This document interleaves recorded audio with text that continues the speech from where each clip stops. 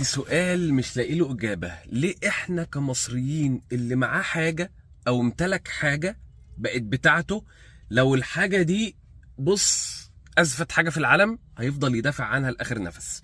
ده اللي حصل لما اتكلمت عن العربيات الكهربائية امبارح وموضوع المجالات المغناطيسية، وده موضوع خطير على فكرة، مش سهل واتعمل فيه دراسات كتير وفي جدل كبير جدا. بس كل اللي معاه عربيه كهرباء بقى يتكلم يا عم انا راكب ورايح وجاي ولا هممني. يا حبيبي في حاجات على المدى الطويل، مش كل حاجه انت حسيت بايه في المشوار اللي انت فيه، لا بجد في حاجات على المدى الطويل. وانا جاي جايب لك الدراسات اللي انت عمال تقول لي فين الدراسات دي وفين الكلام ده. انا جاي جايب لك الدراسات وجاي جايب لك كلام لاول مره هتسمعه.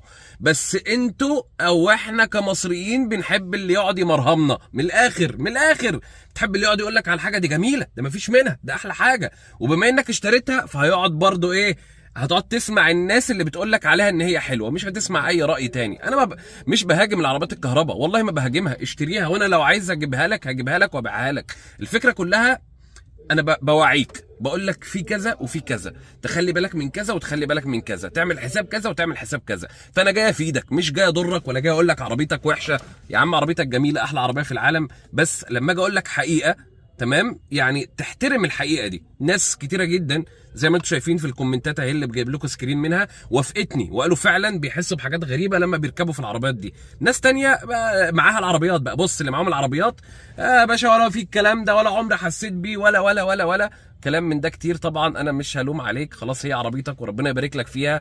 ولكن تعالى انا جاي اجيب لك الدراسات ويا ريت تبص عليها معايا، وهقرا لك كده ايه الدراسات بشكل سريع شويه قدامك اهي على الفيديو وهكلمها لك. المخاطر المخفيه للسيارات الكهربائيه: كشف خطر المجال المغناطيسي اللي انا اتكلمت فيه مع تسارع العالم نحو المستقبل اكثر خطوره مع المركبات الكهربائيه والسيارات الهجينه. كشفت دراسه رائده اجراها المكتب الاتحادي الالماني للحمايه من الاشعاع تمام اللي هو البي اف اس عام 25 عن اكتشاف مذهل. يكتشف هذا البحث الشامل الذي يشمل ما يقرب من مليون قياس عبر 13 مركبه تم تهديد كامن من هذه المركبات الحديثه مستويات عاليه بشكل خطير من المجالات الكهرومغناطيسيه المؤينه. وبعيدا عن كونها مصدر قلق، بعيد عن كونها مصدر قلق بسيط، تشكل هذه المجالات المغناطيسيه مخاطر صحيه محتمله تتطلب اهتماما عاجلا.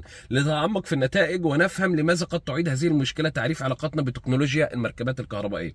قامت دراسه البي اف اس اللي هو المركز الالماني المفصله من تقرير من 463 صفحه بقياس التعرض للمجال المغناطيسي داخل السيارات الكهربائيه والهجينه القابله للشحن في ظل ظروف مختلفة أثناء القيادة العادية. تراوحت المجالات المغناطيسية من 2 ل 10.5 ميكرو تسلا، وهي بالفعل أعلى من 5 إلى 25 مرة من عتبة مش عارف إيه ميكرو تسلا المرتبطة بالمخاطر الصحية مثل سرطان الدم لدى الأطفال و بص اختصارا أنا هسيبك تقرأ كل الكلام اللي قدامك على الشاشة تمام.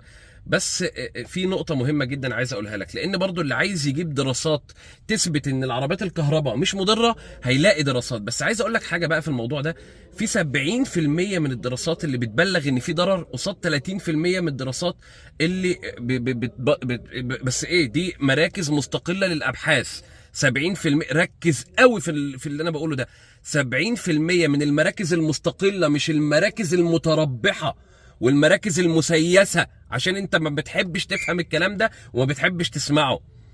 المراكز المسيسة اللي هم يعني هيبقى ليهم ربح من الاخر من بيع العربيات الكهرباء، دول طلعوا قالوا لك الكهرباء حلوه والمستويات في المظبوط. المراكز المستقله اللي هي بتبقى مراكز في جامعات وفي حاجات، 70% منهم اثبتوا ضرر كبير جدا جدا في المجالات المغناطيسيه اللي في العربيات الكهرباء. وبيزيد قوي المجال المغناطيسي ده مع الهندسه العكسيه بتاعه الفرامل والتسارع والكلام ده. موضوع كبير جدا مش سهل، بس انت بتحب تسمع الكلام الحلو واللي على مزاجك، وانا مش جاي اقول لك كلام حلو ولا جاي اقول لك كلام على مزاجك، انا جاي اقول لك كلام يهمك ويهم صحتك وصحة أسرتك.